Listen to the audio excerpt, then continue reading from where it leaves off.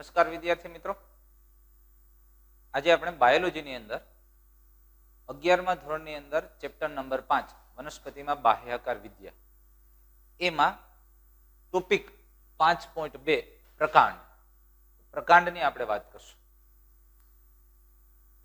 પ્રકાંડ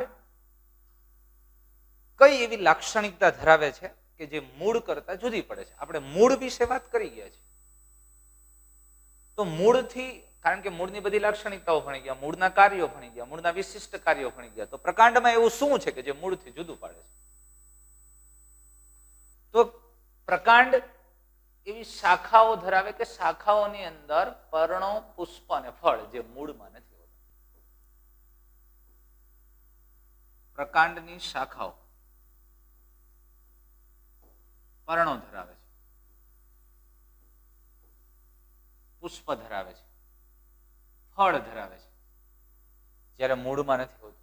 બીજી અગત્યની વાત એ છે કે ઉર્ધ્વગામી ભાગ છે, જમીનની બહાર હવાઈ ભાગ છે, જ્યારે મૂળ છે જમીનની અંદરનો ભાગ છે, અધોગામી ભાગ છે, ઉપર તરફ વૃદ્ધિ પામે છે, ઉર્ધ્વગામી છે.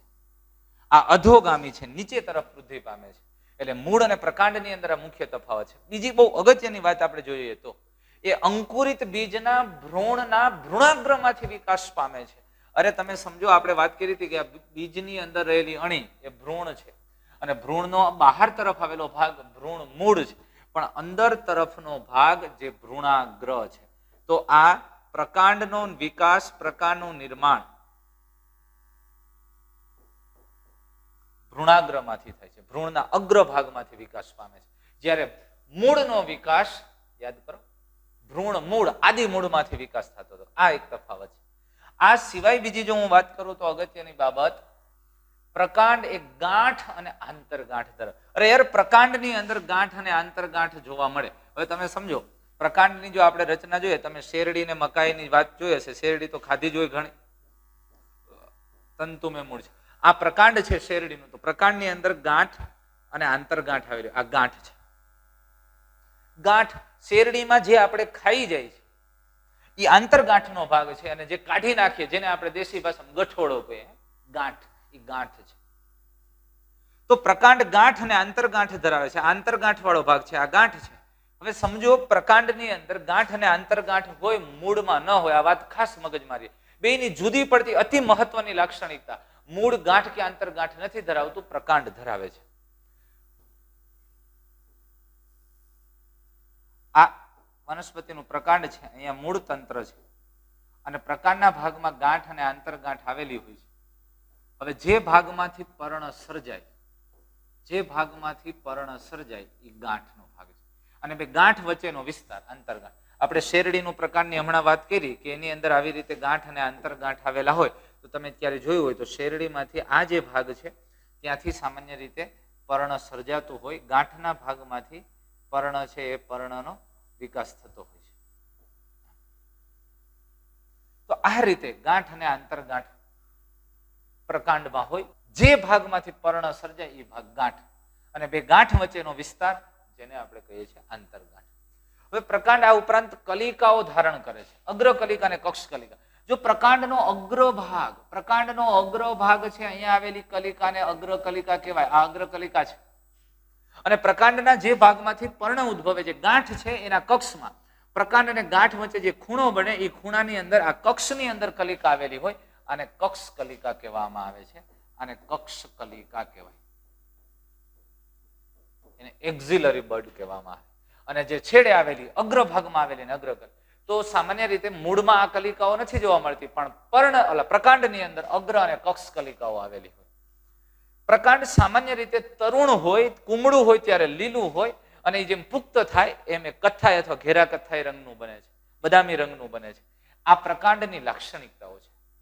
તો પ્રકાંડની કેટલીક બાબતો, એમાં સૌથી અગત્યનું લક્ષણ, પ્રકાંડ ગાંઠ અને આંતરગાંઠ ધરાવે, મૂળમાં. પ્રકાંડની અંદર અગ્રકલિકા અને કક્ષ કલિકા જોવા મળે. ગાંઠ કોને કહેવાય? તો જે ભાગ પરથી પર્ણ ઉદ્ભવે છે તે રચનાને ગાંઠ કહેવામાં આવે છે. હવે આ આપણે એક આકૃતિ કે ઇમેજ દ્વારા જોઈ લઈએ. સામાન્ય રીતે આ આખો છોડ, આ પ્રકાંડ છે. પ્રકાંડની અંદર જે ભાગેથી પર્ણ ઉત્પન્ન થયું એ ગાંઠ, આ ગાંઠની રચનાથી અહીંથી પર્ણ ઉત્પન્ન થયું તો આ બીજી ગાંઠ, બે ગાંઠને જોડતો ભાગ આંતરગાંઠ થયો. એવી જ રીતે અહીંયા ગાંઠ આંતરગાંઠ, અગ્ર છેડે આવેલી કલિકા અગ્ર કલિકા છે અને દરેક પ્રકાંડ અને પર્ણ વચ્ચેના ખૂણામાં આવેલી કલિકાને કક્ષ કલિકા કહેવામાં આવે છે. તો આ અગ્ર અને કક્ષ કલિકા શરૂઆતમાં લીલું અને કુમળું પ્રકાંડ હોય ત્યારે લીલું હોય અને પછી ઘેરા કથ્થાઈ રંગનું કે બદામી રંગનું થાય છે. પ્રકાંડના મુખ્ય કાર્ય જોઈએ તો તે પર્ણ, પુષ્પ અને ફળ ધરાવતી શાખાઓને પ્રસાર કરવાનું, ફેલાવો કરવાનું.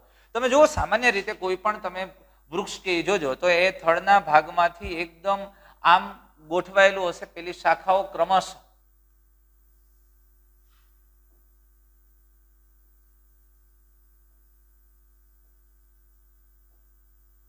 વૃક્ષનો તમે આકાર જોશો ને તો સામાન્ય રીતે એનો ઘટાટોપ આવો આપણને મળે.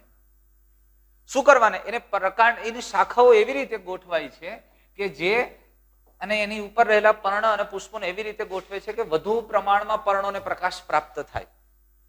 એટલે જે કાર્ય એનું શું છે, પર્ણ, પુષ્પ અને ફળ ધરાવતી શાખાઓનો પ્રસાર કરવો, ફેલાવો. પર્ણની ગોઠવણ એવી કરે કે વધુમાં વધુ એમાંથી પ્રકાશ સંશ્લેષણ થઈ શકે, તેના ઉપર પ્રકાશ આપે. તમે જોજો એના પર એની અંદર સર્જાતા પુષ્પો છે, પુષ્પો હંમેશા ટોચના ભાગે છે, કારણ કે આકર્ષવા માટે છે, કીટકો કે અન્ય પ્રાણીઓ પક્ષીઓને આકર્ષી શકે, જેથી પરાગ નયનની ક્રિયાઓ થઈ શકે. ફળ દ્વારા તે પોતાનું બીજ વિકિરણ કરી શકે એવી વ્યવસ્થાઓ છે. એટલે આ પ્રકાંડનું મુખ્ય કાર્ય પર્ણ, પુષ્પ અને ફળ છે એની યોગ્ય રીતે ગોઠવણીનો પ્રસાર થાય, ફેલાવો થાય એ માટેનું છે. આ ઉપરાંત પ્રકાંડનું બીજું કાર્ય તમે સમજો, અહીંયા પર્ણો છે, આ ટોચના ભાગે પર્ણો આવેલા છે, બારોબારના ભાગે. તો પ્રકાંડનું બીજું કાર્ય શું? પાણી અને ખનિજ દ્રવ્યો, મૂળ દ્વારા શોષાયેલા પાણી અને ખનિજ દ્રવ્યો છે, એ ખનિજ દ્રવ્યોને પર્ણ સુધી પહોંચાડવા, પર્ણ સુધી પહોંચાડવા. અને પર્ણમાં તૈયાર થયેલો જે ખોરાક છે, પર્ણમાં તૈયાર થયેલો જે ખોરાક પ્રકાશ સંશ્લેષણની નિપજ છે, એને મૂળ સુધી પહોંચાડવી. તો આમ પાણી, ખનિજ દ્રવ્યો અને પ્રકાશ સંશ્લેષણ કરતા પદાર્થોનું વહન કરે છે. એટલે પ્રકાંડનું કાર્ય પાણી અને ખનિજ દ્રવ્યોને મૂળથી પર્ણો સુધી પહોંચાડે અને પર્ણોમાં તૈયાર થયેલો ખોરાક છે એને મૂળ સુધી પહોંચાડે છે. આ કાર્યો સાથે સંકળાયેલ છે. આ ઉપરાંત પ્રકાંડ ખોરાકના સંગ્રહ, આધાર, રક્ષણ અને વાનસ્પતિક પ્રસર્જન જેવા કેટલાક વિશિષ્ટ કાર્યો પણ કરે. આ પ્રકારના મુખ્ય કાર્યો હતા. કેટલાક વિશિષ્ટ કાર્ય એને નથી કરવાનું એ પણ કરે છે. એવા કાર્યોની વાત કરીએ તો એમાં આધાર પૂરો પાડવો, વનસ્પતિના રક્ષણ સાથેનું કાર્ય, વાનસ્પતિક પ્રસર્જન એટલે કે પ્રાજનિક ક્રિયાઓ સાથેનું કાર્ય અને પ્રકાશ સંશ્લેષણ જેવા કાર્ય સાથે પણ સંકળાયેલ છે. તો હવે આપણે એની વાત કરીએ.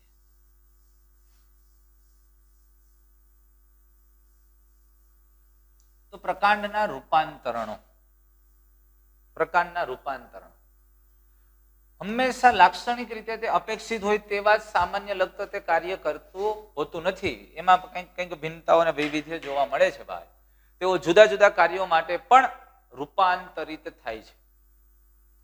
તે ભૂગર્ભીય પ્રકાંડ તેમના ખોરાક સંગ્રહ માટે રૂપાંતરિત થયેલ હોય છે. તો ભૂગર્ભીય પ્રકાંડ ખોરાક સંગ્રહ માટે રૂપાંતરિત, કેવા પ્રકારનું રૂપાંતરણ? અરે યાર, ખોરાક સંગ્રહ માટે મૂળનું રૂપાંતરણ જોઈ ગયા છે. અહીંયા કોનું છે? પ્રકાંડનું છે. ખોરાક સંગ્રહ માટે જેમ મૂળનું વિશિષ્ટ કાર્ય હતું એમ પ્રકાંડનું ખોરાક સંગ્રહ માટેનું વિશિષ્ટ કાર્ય. તો ખોરાક સંગ્રહ માટેના રૂપાંતરિત કાર્ય આપણે જોઈએ તો પ્રકાંડની અંદર મુખ્યત્વે ભૂમિગત પ્રકાંડમાં આ રચના વધારે જોવા મળે છે. અને આવા ભૂમિગત પ્રકાંડની અંદર ખોરાક સંગ્રહ થઈ અને 3 રચનાઓ જોવા મળે છે. તો આ ભૂગર્ભીય પ્રકાંડ અથવા તો ભૂમિગત પ્રકાંડ છે એમાં ખોરાક સંગ્રહ માટેના રૂપાંતરણની મુખ્ય 3 રચનાઓ છે. જે પેલું છે ગ્રંથિલ, અને ગ્રંથિલનું ઉદાહરણ તરીકે આપણે બટેટા લઈ શકીએ, કારણ કે એમાં ભૂમિગત પ્રકાંડ, જો બટાટાનો છોડ હોય ને, આ સામાન્ય રીતે તમે સમજો જમીનની અંદરનો ભાગ છે, અહીંયા સુધી કેટલોક પ્રકાંડ છે અને પછી એનું મૂળ તંત્ર છે. આ મૂળ તંત્રનો ભાગ છે. હવે એ ભૂમિગત પ્રકાંડના સલ્કીપર્ણોની કક્ષ કલિકામાંથી નવી શાખાઓ સર્જે. તમે સમજો પ્રકાંડની અંદર જે કક્ષ કલિકા છે એ નવી કક્ષ કલિકામાંથી નવી શાખા સર્જે, નવું પ્રકાંડ સર્જે. આ પ્રકાંડ છે આમ જમીનની અંદર જ વૃદ્ધિ પામે, આમ જમીનની અંદર જ. અને પ્રકાંડના અગ્રભાગે ખોરાકનો સંગ્રહ થાય. જો આ ભૂમિગત પ્રકાંડ છે, જમીનની અંદર વૃદ્ધિ પામે, આ પ્રકાંડની જ શાખા છે, કક્ષ કલિકામાંથી સર્જાય છે. અગ્ર કલિકા અને કક્ષ કલિકામાંથી બનતી શાખા અથવા તો એનો વિકાસ શેમાં થાય? પ્રકાંડમાં થાય, કારણ કે પ્રકાંડની કલિકા છે. તો આ જ કલિકા છે, કલિકા વૃદ્ધિ પામી, જો અહીંયા સલકી પર્ણ હોય એની કક્ષમાંથી કક્ષ કલિકા વૃદ્ધિ પામી અને એક શાખા સરે, આ શાખાના અગ્રભાગે ખોરાકનો સંગ્રહ થાય અને એ બટેટામાં ફેરવાઈ લ્યો. આ શાખાના અગ્રભાગે ખોરાકનો સંગ્રહ થાય અને બટેટા બનાવે છે, એટલે આવી રચનાને ગ્રંથિલ કહેવામાં આવે છે. અને આ બટાકા છે,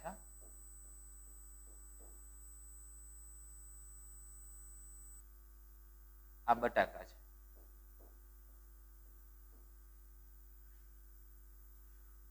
એટલે ગ્રંથિલનું ઉદાહરણ બટાકા છે.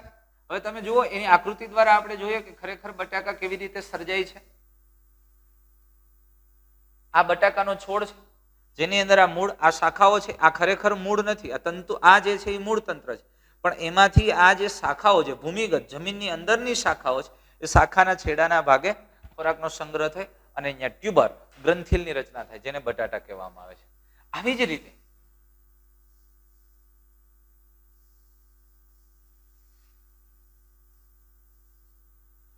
રીતે ભૂમિગત પ્રકારની અંદર બીજી ખોરાક સંગ્રહ થઈને બનતી રચના, તેની વાત કરીએ ગાંઠા મૂડી રાઇઝોમ. રાઇઝોમ આદુ અને હળદર જેવી વનસ્પતિની અંદર આ રાઇઝોમ જોવા મળે. એમાં પેલા શું થાય, આ અહીંથી એનું જે વાવેતર હોય ને એને ગાંઠ જમીનને સમાંતર આવી રીતે પ્રકાંડ છે એ વૃદ્ધિ પામે. એમાં ગાંઠ અને આંતરગાંઠો સર્જાયેલી અને એના કેટલીક ગાંઠના ભાગમાં અહીંયા સલકી પર્ણો આવેલા હોય અને અહીંયાથી કેટલાક આમ પર્ણો સર્જાય અને જે હવાઈ પર્ણો છે એ બહાર મોટા થાય. હવે અહીંયા જે ગાંઠ અને આંતરગાંઠ ધરાવતો ભાગ છે એમાં નાના નાના સલકી પર્ણો પણ અહીંયા જોવા મળે અને આમ એની શાખાઓ ક્રમશઃ વૃદ્ધિ અને વિકાસ પામે. આદુ અને હળદરની અંદર આવું જોવા મળે. તો આના ઉપરથી ગાંઠના ભાગેથી તંતુમય મૂળ આવેલા હોય. હવે ખોરાકનો સંગ્રહ પ્રકાંડમાં થાય છે. પ્રકાંડ છે જમીનની અંદર છે અને એમાં ગાંઠ આંતરગાંઠો જોવા મળે અને એમાંથી બહાર તમે જુઓ તો એમાંથી પર્ણો છે હવાઈ ભાગોમાં જોવા મળે. આવી રચના ધરાવતા આવી ખોરાક સંગ્રહી રચનાને ગાંઠા મૂડી કહેવામાં આવે. આદુ અને હળદર. હવે આપણે એને ફોટોગ્રાફ દ્વારા જોઈએ. ત્યાર પછી વજ્રકંદની વાત કરીએ. ફોટોગ્રાફ દ્વારા જોશું એ વસ્તુ. તો પેલા વજ્રકંદ. હવે વજ્રકંદમાં અથવા જમીન કંદ અથવા અળવી ઉદાહરણ આપ્યા છે. હવે આમાં આ જે પ્રકાંડ છે કેટલોક ભાગ જમીનની અંદર છે, અહીંથી એનું મૂળ તંત્ર શરૂ થયું.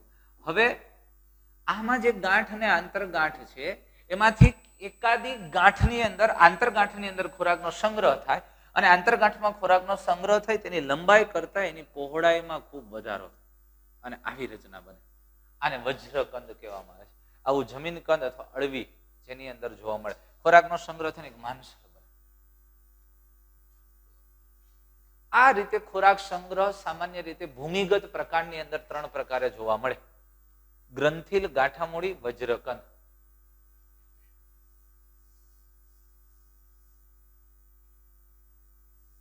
અને વજ્રકંદના ઉદાહરણમાં છે જમીન કંદ અને અળવી. હવે જુઓ, આ આદુ છે.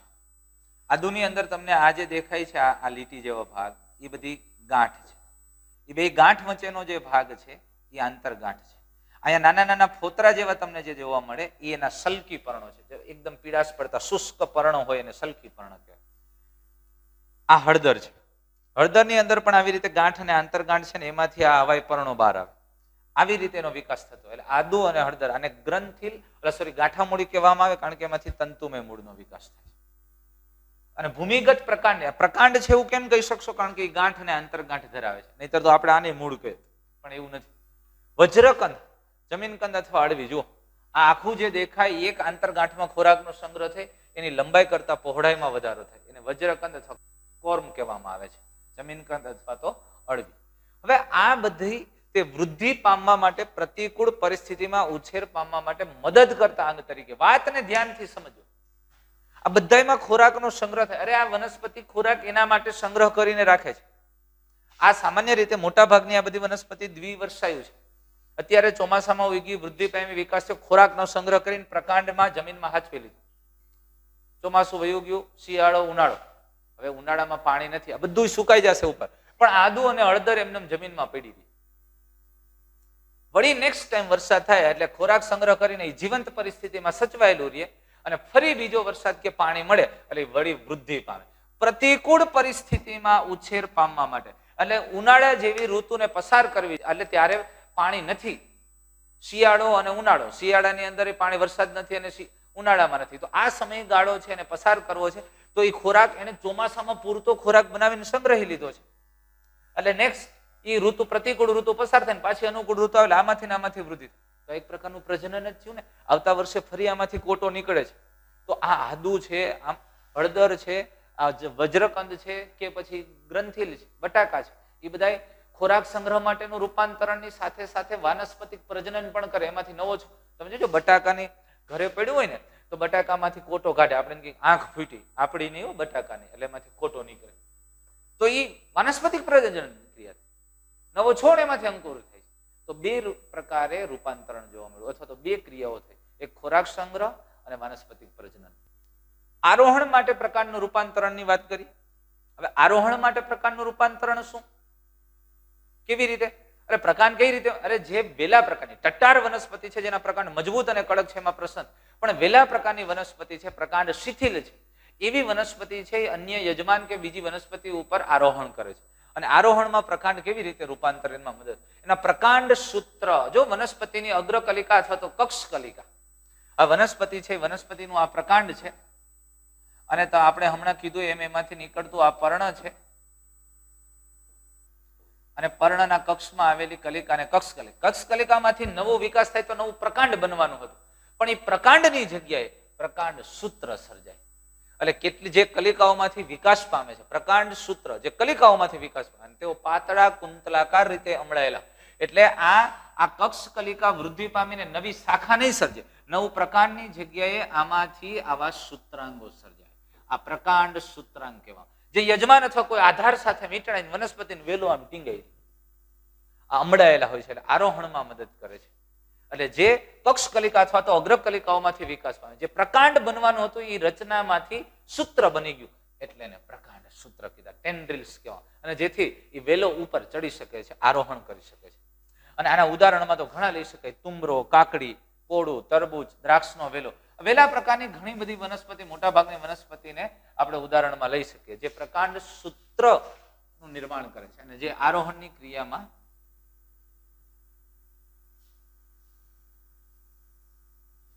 મદદરૂપ થઈ શકે છે. આ એનો ફોટોગ્રાફ છે.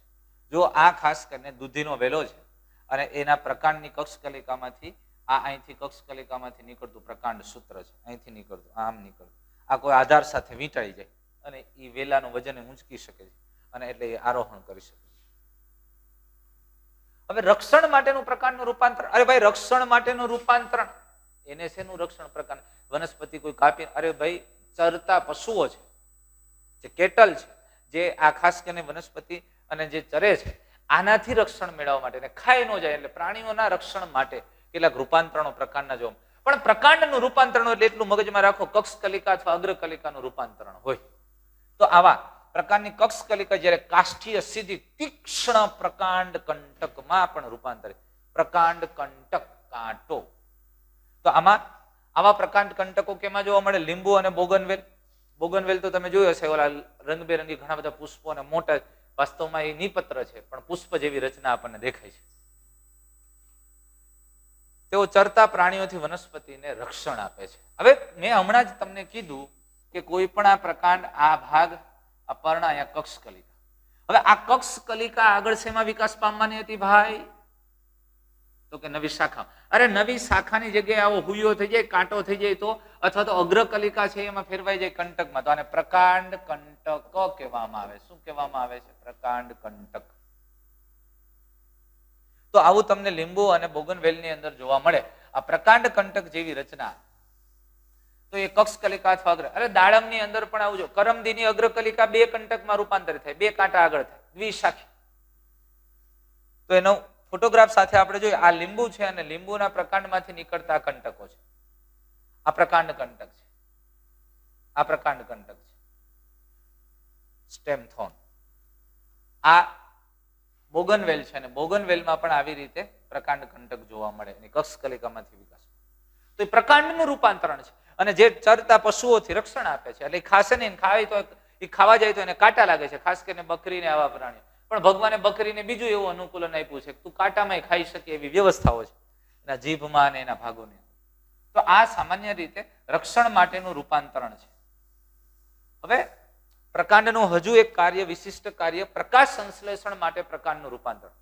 આમ વનસ્પતિનું પ્રકાંડ કુમળું હોય ત્યારે પ્રકાશ સંશ્લેષણ થતું હોય, કારણ કે એની અધિસ્તરની ભાગની અંદર સામાન્ય રીતે એ પ્રકારની પેશી આવેલી હોય કે જેમાં હરિતકણો હોય અને પ્રકાશ સંશ્લેષણની ક્રિયા થઈ શકે. પણ કેટલીક વનસ્પતિના પ્રકાંડ મુખ્ય કાર્યમાં રૂપાંતરિત થાય, ખાસ કરીને શુષ્ક પ્રદેશમાં, રણ પ્રદેશમાં થતી વનસ્પતિ એ પર્ણો દ્વારા પ્રકાશ સંશ્લેષણ કરે ને તો પર્ણ છે ને એમાં બાષ્પોત્સર્જન બહુ થાય, કારણ કે ખુલ્લી સપાટી વધારે મળે અને બાષ્પોત્સર્જનને કારણે પાણીની ઘટ થાય, પાણીનો વ્યય થાય છે, પાણી ગુમાવે છે. અને એક તો મળતું નથી ને વાપરી જાજુ નાખે એટલે મુશ્કેલી. તો પાણીના બચાવ માટે એ પર્ણોને કંટકમાં રૂપાંતરિત, એટલે એક તો રક્ષણનું કાર્ય થઈ ગયું, પર્ણ કંટમાં ફેરવાઈ જાય એટલે એના પર્ણો કંટકમાં ફેરવાઈ જાય. અને તો હવે કમાવા વાળા વહી ગયા, કારણ કે પ્રકાશ સંશ્લેષણ કરતું હતું. તો એવા સમયે વનસ્પતિનું પ્રકાંડ છે, પ્રકાંડ માંસલ બને છે, ચપટું અથવા તો નળાકાર બને કેટલીક વનસ્પતિઓમાં, અને એ પ્રકાશ સંશ્લેષણ માટે સજ્જ થાય, સાનુકૂલિત થાય. તો આવા શુષ્ક પ્રદેશની વનસ્પતિઓ, અને એ વનસ્પતિમાં તમને ખબર ફાફડા થોર, જેનું પ્રકાંડ છે માંસલ, નળાકાર અથવા તો ચપટું બને છે અને એના પર્ણો કંટમાં રૂપાંતરિત થાય અને જે હરિત દ્રવ્ય ધરાવે ને પ્રકાશ સંશ્લેષણની ક્રિયા સાથે સંકળાય છે. અને એ આ છે, એ આ પ્રકાંડ છે એ ચપટું થઈ ગયું. જો આપણને જે પંજા જેવું દેખાય છે એ પ્રકાંડ છે, એ ચપટું બની જાય છે, જેથી કરીને પ્રકાશ સંશ્લેષણ માટે પૂરતો પ્રકાશ. એમાં જે કાંટા છે પર્ણનું રૂપાંતરણ છે, પર્ણ કંટમાં ફેરવાઈ ગયા એટલે એ રક્ષણ સાથે સંકળાયેલું છે. પણ પ્રકાંડ કઈ ક્રિયા સાથે સંકળાયેલું? તો પ્રકાશ સંશ્લેષણ માટે. એટલે પ્રકાશ સંશ્લેષણ પ્રકાંડનું મુખ્ય કાર્ય નથી, પણ જરૂરિયાત મુજબ એમાં એને ફેરફાર કર્યા, જેથી કરીને પાણીને બચાવી શકાય અને પ્રકાશ સંશ્લેષણની ક્રિયા પણ થાય અને વનસ્પતિ આવા શુષ્ક પ્રદેશમાં પણ ઓછા પાણીમાં જીવી શકે એવી વ્યવસ્થા. એટલે એનું પ્રકાંડ માંસલ બને. આવી જ નળાકાર અને એ કનકની અંદર પણ આવી રીતે જોવા મળે. અને યુફોર્બિયા પ્રકારની વનસ્પતિ મોટા ભાગમાં આ પ્રકારની લાક્ષણિકતાઓ જોવા મળે છે. હજુ એક પ્રકાંડનું બીજું કાર્ય જોઈએ, વાનસ્પતિક પ્રસર્જન માટેનું રૂપાંતરણ. હવે વાનસ્પતિક પ્રસર્જન માટેનું રૂપાંતરણ, અરે હમણાં જ મેં કીધું ને, વનસ્પતિની અંદર અલિંગી પ્રજનન, એની કોઈ શાખા કે અન્ય ભાગો દ્વારા એનો ફેલાવો થાય, પ્રસાર થાય અને સતત વૃદ્ધિ પામતું જાય. એ બીજનું કામ છે પ્રજનનની ક્રિયા. પણ વાનસ્પતિક પ્રજનન તો એ પ્રકાંડ દ્વારા કયા કયા ભાગોમાં? તો એની અંદર ભૂસ્તારી, તમે સમજો આપણે દુર્વા ઘાસ, દુર્વા ઘાસ એટલે જેને બહુ સારી વાત કરીએ તો આપણે નથી કહેતા લોન હોય કે મજા જ આવે બેહવાની, એ લોન, લોન માટેનું જે ઘાસ છે દુર્વા ઘાસ કહેવાય. આપણે દેશી ભાષામાં ધરો અથવા ધોકડ કહીએ. તો એની અંદર આ ઘાસ અહીંયા જે ઉગેલું છે એના જે ઉપહવાય પ્રકાંડ, એટલે પ્રકાંડની આ જમીનની નજીકની કક્ષકલિકામાંથી એક શાખા સર્જાય અને આ શાખા જમીનને સમાંતર આગળ વધે અને એમાં ગાંઠના ભાગેથી જમીનને સમાંતર આગળ વધે અને ગાંઠના ભાગે નીચે મૂળ તંત્રનો વિકાસ થાય અને ઉપર ફરી પાછા નવી શાખાઓ અને પ્રકાંડ સર્જાય. વળી પાછી આ શાખા આગળ ને આગળ લંબાતી જાય અને વળી એની ગાંઠના નજીકના ભાગમાંથી મૂળ તંત્ર, જમીનની નીચે નજીકનો વિસ્તાર છે, જમીનવાળા ભાગેથી મૂળ સર્જાય અને ઉપર પ્રકાંડ અને શાખાઓ. આમ ફેલાવો થતો જાય, થતો જાય, થતો જાય. તો આને ભૂસ્તારી કહેવામાં આવે છે. દુર્વા ઘાસ, જો ઘાસ અને સ્ટ્રોબેરી વગેરે જેવી કેટલીક વનસ્પતિમાં ભૂગર્ભીય પ્રકાંડ નવા અથવા તો જીવંત ભાગો, આવા ભૂગર્ભીય પ્રકારના નવા અને જીવંત ભાગો શું કરે છે? સતત જો જીવંત ભાગો સાથે તે પ્રસરણ પામે છે, ફેલાવો, બધી બાજુ આમ ફેલાય છે, આમ ફેલાય, આમ ફેલાય, આમ ફેલાય, બધી દિશામાં ફેલાવો કરે, પ્રસરણ પામે છે. અને જ્યારે જૂના ભાગો નાશ પામતા જાય તેમ તેમ નવા ભાગો વિકસતા જાય અને વધુ ને વધુ નિર્માણ થાય, સતત પ્રસરણ પામે, ફેલાવો. એક છોડ હતો એમાંથી બીજો બનાવ્યો, ત્રીજો બનાવ્યો, તો તેના જેવું જ નવું સજીવ પેદા કરવું એ પ્રજનન છે, પ્રસર્જન. વનસ્પતિમાં અલિંગી પ્રજનનને આપણે કીધું કે એને પ્રસર્જન કહેવામાં આવે છે. એ કારણ કે એના દૈહિક ભાગો દ્વારા નવા નવા છોડનું નિર્માણ થાય.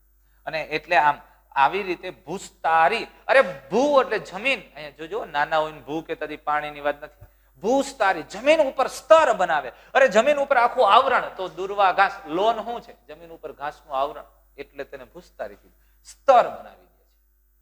સમજાણું? તો ઘાસ અને સ્ટ્રોબેરી જેવી વનસ્પતિમાં ભૂમિગત ભાગમાંની કક્ષકલિકા છે વિકાસ પામી અને જમીનને સમાંતર પ્રકાંડ વૃદ્ધિ પામે, બધી બાજુ પ્રસરણ પામે છે.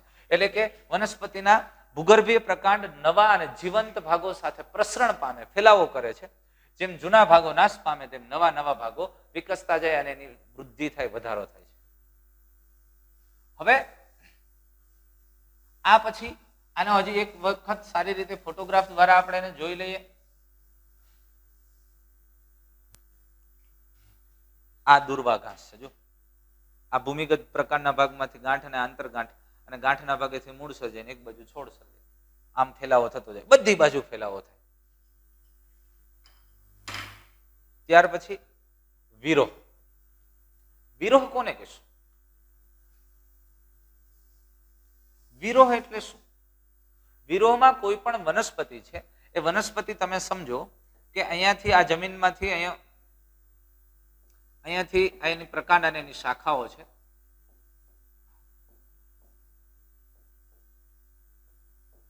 આ છોડ એની શાખાઓ છે અને આ જમીનની નજીક એનું મૂળ તંત્રનો કોઈ પણ એકાદી શાખા જે જમીનની નજીક તરફ અહીંથી આમ વળે છે અને જમીનના સંપર્કમાં આવે છે.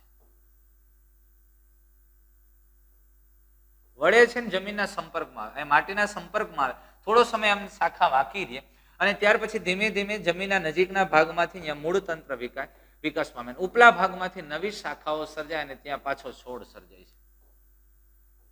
આવી જે રચના થાય અને વિરોહ કહેવામાં આવે છે.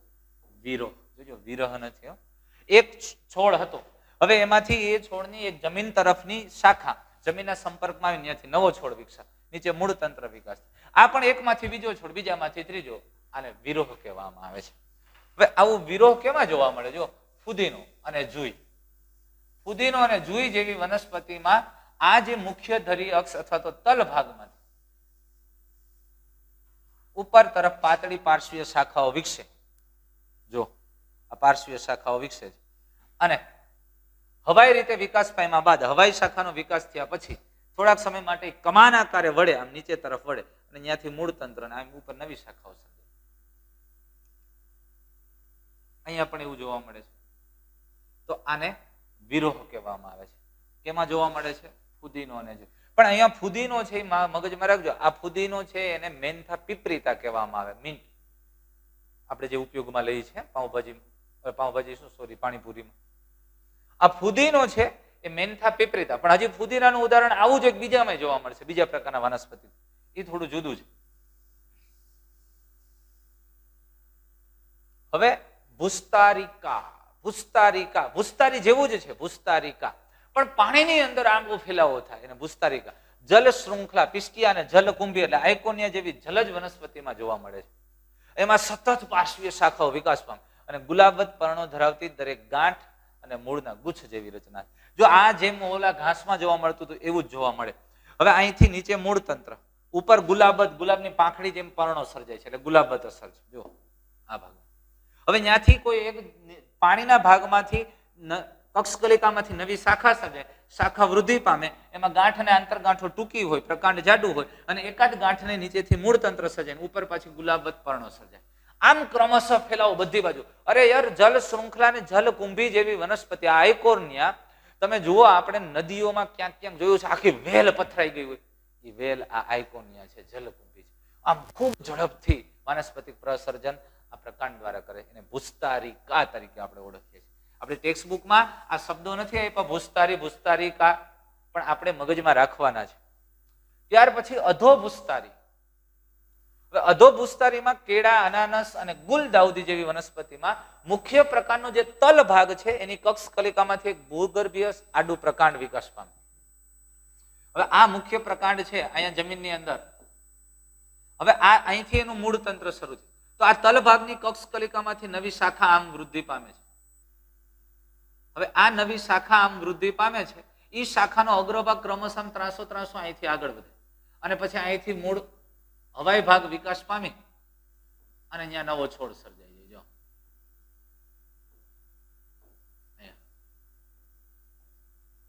આવી રીતે વિકાસ. તો આ પ્રકાંડ છે, આ પ્રકાંડના મુખ્ય ભાગમાંથી કક્ષકલિકા સર્જાણી, આ કક્ષકલિકામાંથી નવી શાખા આમ આગળ જાય, ક્રમશઃ ત્રાસી જમીનની બહાર નીકળે, અહીંથી નવો છોડ વિકાસ પામે. તો આને અધોભૂસ્તારી. અરે જમીનની અંદર સ્તર બનાવે છે અરે જમીનની અંદર સ્તર બનાવે છે એટલે એને અધોભૂસ્તારી. અને ત્યારબાદ ત્રાસી થઈ અને પર્ણપ્રરોહ અથવા પ્રાંકુર વિકસે છે. તો આ તમે જુઓ તો વાનસ્પતિક પ્રસર્જનની વાત. તો પેલા ભૂસ્તારિકા, દુર્વા ઘાસ અને સ્ટ્રોબેરી ભૂસ્તારિકા પ્રકારે વિકાસ છે. વિરોહ, ફુદીના અને જુઈ વિરોહ પ્રકાર, કમાન આકારે શાખાઓ વિકસતી રહે. પછી ભૂસ્તારિકા, પાણીની અંદર આવો ફેલાવો છે, જલ શૃંખલા અને જલકુંભી અને અધોભૂસ્તારી. અહીંયા પણ ફુદીનાનું ઉદાહરણ લઈ શકાય છે, પણ આ ફુદીનો કયો તો કે આને મેન્થા એવરનેસિસ કહેવામાં આવે. અને ઓમાં વિરોહની અંદર જે વાત કરતા હતા એ મેન્થા પિપરિતા અને આ મેન્થા એવરનિસ જે અધોભૂસ્તારી અથવા તો આને સકર્સ તરીકે પણ ઓળખવામાં, અધોભૂસ્તારી અથવા સકર આમ જમીનની અંદર વિકાસ પામે છે, વૃદ્ધિ પામે છે. દોસ્તો, આજે આપણે પ્રકાંડના રૂપાંતરણોની વાત કરી. અત્યારે પ્રકાંડ અને પ્રકાંડના કાર્યો અને પ્રકાંડના વિશિષ્ટ કાર્યો એટલે કે એના રૂપાંતરણો વિશે વાત કરી. નેક્સ્ટ હવે આપણે ત્યાર પછી પર્ણની વાત કરશું. એટલે નેક્સ્ટ વિડીયોમાં પર્ણ વિશે વાત કરશું. Thank you.